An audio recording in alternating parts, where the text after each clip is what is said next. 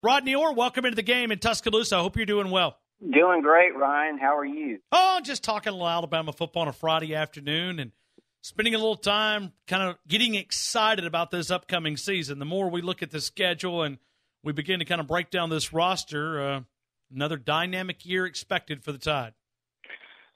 Yeah, you don't mind me doing a throwback, do you? Go for it, man. Can I go back to the 70s I love a little bit? I love it when you do this. I love it when you do this. Go ahead. Well, let me tell you let me tell you and some of your listeners what it used to be like, and I know some of them will relate to it. Back in the day, Ryan, this time of the year, when you're talking about dead, it was dead. You could not get a shred of anything about Alabama football, and especially when you lived in Corpus Christi, Texas, like I did. So in those days, what we used to do is we used to wait for those magazines to come out, whether it was Athlon's or Lindy's even started coming out. I can't remember exactly when they their first edition came out, but there were several of them. They used to come out, national magazines, Gold Post, whatever they were called. And, you just got those things and you read them, Street and Smith. You read those things like they were the Bible. I mean, it was that's all you had at this time of the year. So I say all that to say, man, people are so fortunate now to have, the Ryan Fowler show. They can listen to it on the internet, whatever it is, and keep up with Alabama football no matter where you are every single day. It is kind of amazing. Well, you look at your website and you look at the content that you're able to provide there. I mean, you've always got these little inside tidbits that you share. And I know one of the updates that you had yesterday, 5 for Thursday, on TiderInsider.com, included a little update on Tua Tagovailoa. Yeah, not much, really, but you're right. There was a little bit there. Ryan, people wanting to know about his hand, and certainly there's limited information out there. But, I think that, as I was told, was the first, 3 weeks after his second injury would be really crucial in terms of the healing process. And that I spoke to someone who had told me that, they thought everything was on point right now, and hopefully next month he'll start throwing some and then gradually increase his throwing as the summer goes along. So I know there's a lot of fret out there about, the status of his hand, but I think right now it's just taking it a day at a time, allowing it to heal, and hopefully he'll be throwing here some pretty soon and then gradually increase that and be ready to go when August camp starts. Ronnie, let me go back to the 70s, because you brought it up a couple of seconds ago, talking about the 70s. Was it very similar to what it is now for Alabama when you'd begin to kind of look at their schedule and you'd go through the predictions and you'd go, no, they're not going to lose that game. No, they're not going to lose that game. I mean, was it very similar under Coach Bryant and the dynasties there that you just kind of have to stretch to find a way for this Tide team to get beat? Was it very similar then? Oh, definitely. Definitely. That's the way you did it, and this schedule right now kind of reminds me a little bit of look back to 1979 when they ran the table, went 12-0, won the national championship. And, you looked on that schedule before the season and you said, which teams can challenge Alabama. Some teams may challenge them some, but you did not expect them to lose a game. I mean, they had won the national championship, shared it with USC in 78. You look at this team, obviously winning the national championship last year, what they have returning the players, and you say, who's going to challenge them on this schedule? Well, obviously there are some teams that can do that, and you never really know which teams might emerge to be better than what you expected. Georgia last year, for example. Auburn's done it a few times where they weren't expected to be as good, and then all of a sudden, they were a really good team, and in a couple of those years they beat Alabama. So you don't really know until the season gets underway how this, the schedule, the strength of the schedule. So, we'll see. But as you look at this schedule right now, I mean, I'm thinking, obviously you go on the road to Tennessee, but the middle of the season, and, you certainly don't think that Tennessee could play with Alabama, but you never know. Funnier things have happened, I guess. Later in the season, obviously, you've got LSU. Mississippi State's supposed to be really good, but they come over here. I say really good by Mississippi State standards. And then, you've got Auburn coming here. So, those are some of the teams that maybe, might could challenge Alabama a little bit. But as you look at it right now, Alabama looks pretty strong. Rodney, last year we were all hitting the, I don't know if you want to say panic button, but we're talking about recruiting, and it was not going as well. On the flip side of that, 365 days later, Alabama's got another national title, and we're talking about all these different recruiting, it seems to be picking up. I mean, is this true momentum for Alabama on the recruiting trail when you see it right now? Ryan, I think that Alabama has a chance to have the top offensive and defensive line classes in America. And if you do that, and again, this is on paper, this is based on ratings. You get them here, you develop them. We know what Alabama's track record for developing players is. It's beyond the imagination of how good it is.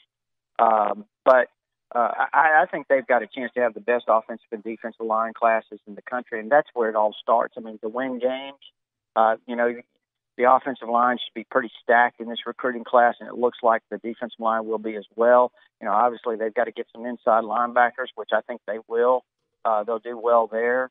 But yeah, it's coming together nicely, to start off. And I guess they're already number one according to some of these networks. And I just think that they're going to have another really, really good year. But what excites me most about it, again, is I go back to say, okay, last year, they got a lot of tremendous defensive back talent. They're going to get some more this year. And then when you team that with what they're going to bring in this year on the defensive side, and then the offensive line, I think, you kind of put these two recruiting classes together, and you're saying, wow, the young talent is continuing to build. And I said last August, Ryan, that I felt like Alabama had the best young talent I'd seen, since I've been following them. And what they had, 5 or 6 freshmen on the field in the fourth quarter against Georgia. And then you look at some of the guys they're bringing in and some of the guys they brought in this last class, 2018 class. And, I'm not sure that they won't have the most loaded roster they've had here in a year or so. It looks like it's got a chance to be really, really loaded. Rodney, do you read into it anything when Brandon Kennedy's packed the bags and leaving?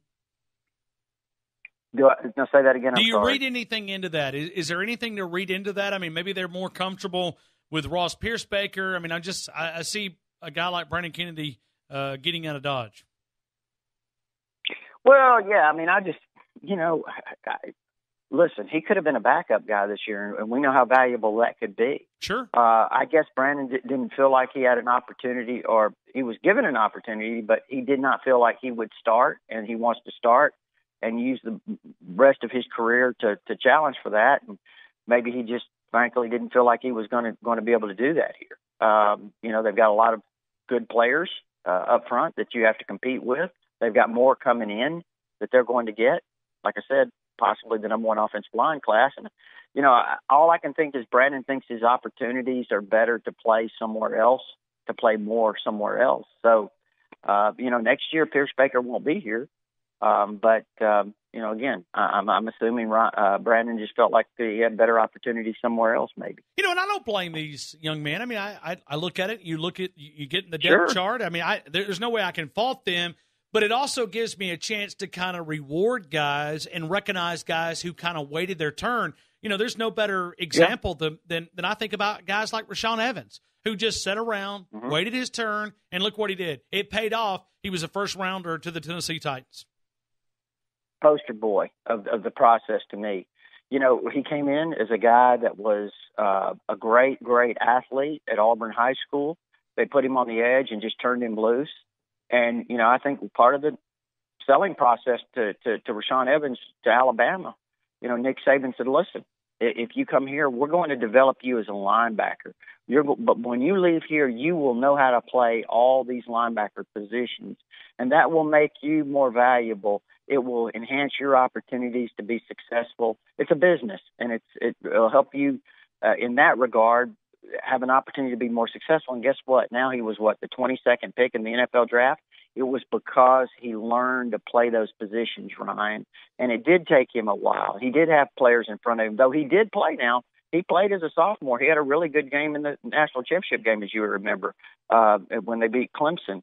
But you're right. I mean, he waited his opportunity to really become the guy, and it worked out well for him.